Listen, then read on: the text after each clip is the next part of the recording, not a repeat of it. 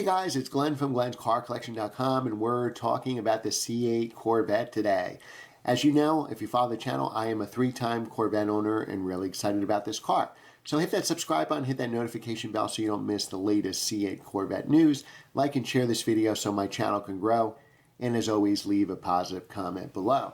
All right, so it was just reported a couple days ago that the 2020 Corvette was sold out. And just to give you an idea how many cars that is, they're going to sell 40,000 cars a year. So, for example, my Acura NSX, my 2005 NSX, which in the United States was made here from 91 to 2005, the entire run is only 8,900 cars. And here the Corvette's going to break that by 4 times in its first year. Now, there was latest news that just came out, even though GM had said that it was sold out.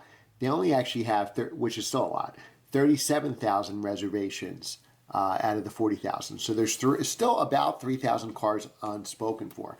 Now, keep in mind, the UAW strike did delay production, so now the first Corvettes were originally supposed to be shipping around January. The car may start trickling some deliveries in March, but the larger shipments are going to be later in the spring, figure April or May if you're on the top of the list, which is great here in the Northeast.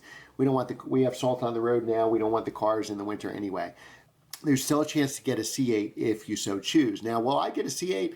I'm not sure. I think I'm going to wait for the hotter versions. I think the people that bought the base C7 regretted not waiting for the Grand Sport or the Z06. There's going to be much hotter versions of this car. If I was to get the base, I think I would just get a 1LT Z51 because at $65,000, I think that's a phenomenal car. Once you start getting to 2LT and nose lifts and Z51s on top of that, you're probably at a $77,000 car, which is not the bargain a $60,000 car is, so I would want to keep my car into the 60s.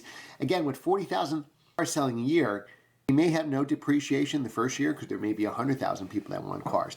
But once we get into the second and third year, you got to dump your Corvette because it's going to depreciate like a rock. We're going to see massive depreciation at these production numbers. But again, not right away. So if you can get one of the first cars, you can probably keep it 2 years and still get out of it at a minimal cost. I also think we're going to see some changes on these cars. What I don't like, if you remember the C6, so remember your Corvette history, 2005 kind of had an ugly steering wheel, which they changed right away for 2006.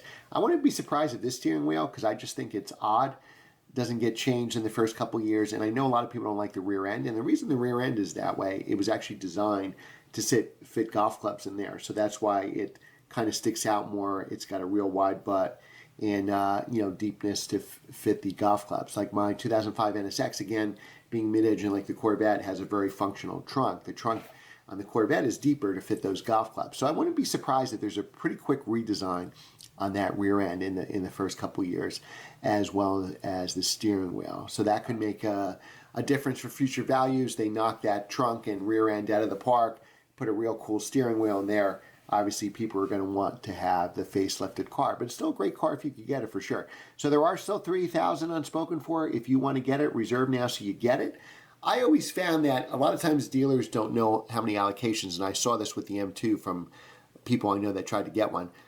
You may be 5th on the list, 10th on the list, 3rd on the list for your dealer, but you don't know if your dealer is going to get that many allocations. Now that you gave them a deposit and you're waiting a year or waiting 2 years to get a car. When there's so many orders like this, I would just wait and have financing or cash in hand to buy.